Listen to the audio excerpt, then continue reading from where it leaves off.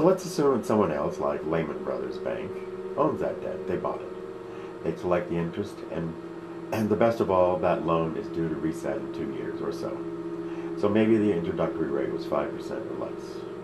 In 2 years, it jumps maybe to 8% or 10%. So they're going to make money, a lot of money.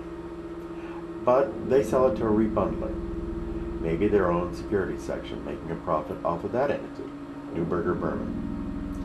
So let's suppose Neuberger Berman puts 100 of these mortgages together, and they have a net worth of $10 million on paper, all due to increase in value in a couple of years, and they decide later to sell it. This is another profit for Lehman Brothers. This rebundling is done over and over, sliced and diced as many ways as possible, so that each time it's sold, the seller gets paid, and the buyer waits to collect. That is, collect big interest on their investment. Even greedy bankers know that not all mortgages are created equal, and they know their clients know it also. So just how good are those bonds they're selling, stocks and bonds, they're selling the slice and diced mortgages? Well, of course, they want a AAA rating, so they can get the best price for them. So they hired firms like Fitch or Standard & Poor to rate their instruments. They paid them to rate them. Strangely, the rating companies rated them highly. Maybe it was because they knew if they didn't, they wouldn't get hired again. In other words, the rating companies weren't doing their job. They were giving ratings based on what they believed to be true, but they did no investigation. And finally, the final coup de grace, the CDSs. Avaricious bankers and financial bigwigs need to be able to trade and sometimes keep these instruments. What if one should turn out to be no good? They don't want to have to go to the shareholders and explain why they lost money. So they buy credit default swaps, which are essentially insurance policies covering the losses on securities in the event of a default.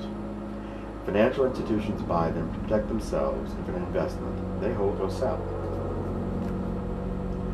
Because of the swap-related provisions of Graham's bill, the one I mentioned earlier, which was supported by Fed Chairman then Alan Greenspan, a $62 trillion market, nearly 4 times the size of the entire U.S. stock market, remained utterly unregulated, meaning no one made sure the banks and hedge funds had their assets to cover the losses they guaranteed. And here's the beauty of it.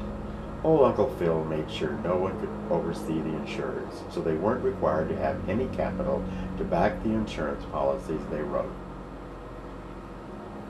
So here we are at the end of the road.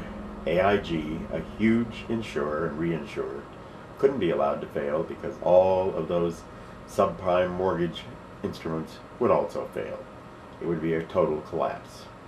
That's what's led us to the brink.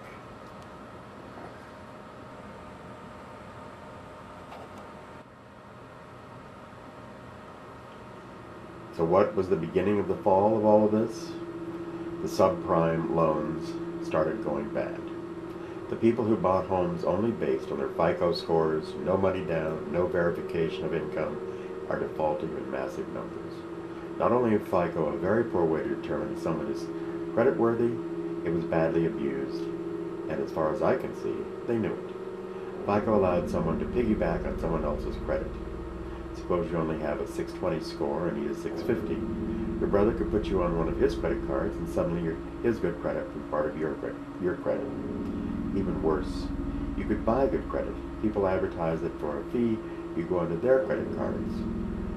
FICO must have known this because they suddenly allowed people not to do it. So they must have known in the first place. And where was our government when all this was happening? Where was the oversight for the past 8 years, ever since Graham's 2 ridiculous bills? I can't think of another word for them. They were nowhere. For once again, who could have seen it happen? Who could see it coming? Just like they couldn't see Katrina coming. They can never see anything coming, except for mirages. That's what they see coming. Just like the war in Iraq. We were told that there were weapons of mass destruction. We had to act immediately, or there would be mushroom clouds over America. Of course, there weren't any WMDs at all, which they've tried to hide from us over and over, or make us forget, one or the other. This administration moves from one disaster to another, most of them self-created, and then we must act in some way that they determine in order to avert disaster. The disaster is administration itself. All along the way, the Republicans have eschewed any regulation.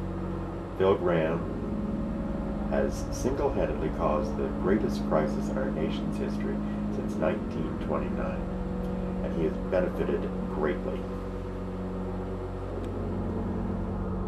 Phil Gramm has a long history of helping his buddies and making a lot of money. One of the first people he helped was Ken Lay of Enron. Remember that? He was responsible for legislation which removed all restrictions on electric companies and the way they were selling electricity, their shares, everything else. We know what happened to Enron. Now he's trying to make, or has tried to make, the entire country implode the same way Enron did. A year after the Gramm-Leach-Bliley Act repealed the old regulations, Swiss bank UBS gobbled up the brokerage house Paine-Webber. 2 years later, Gramm settled in as vice president of UBS' new investment banking arm. Later, he became a major player in the government affairs operation. According to federal lobbying disclosure records, Gramm lobbied Congress, the Federal Reserve, and the Treasury Department about banking and mortgage issues in 2005 and 6. During those years, the mortgage industry pressed Congress to roll back state rules that sought to stem the rise of predatory tactics used by lenders and brokers to place homeowners in high-cost mortgages. Exactly what ended up happening, and a real problem with what's going on now. For his work, Gramm and 2 other lobbyists collected $750,000 in fees from UBS.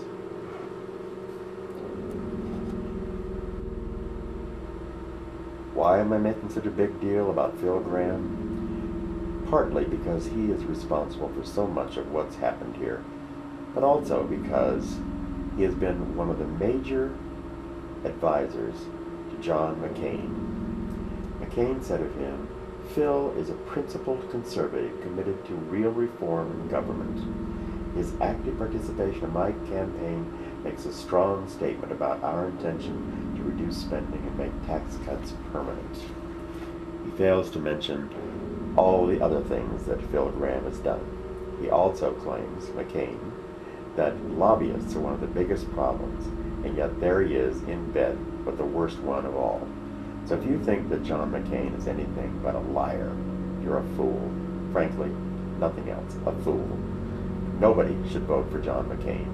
If you want to vote for somebody else, but Obama, vote for Ron Paul, or vote for Nader, vote for Daffy Duck, but don't vote for John McCain.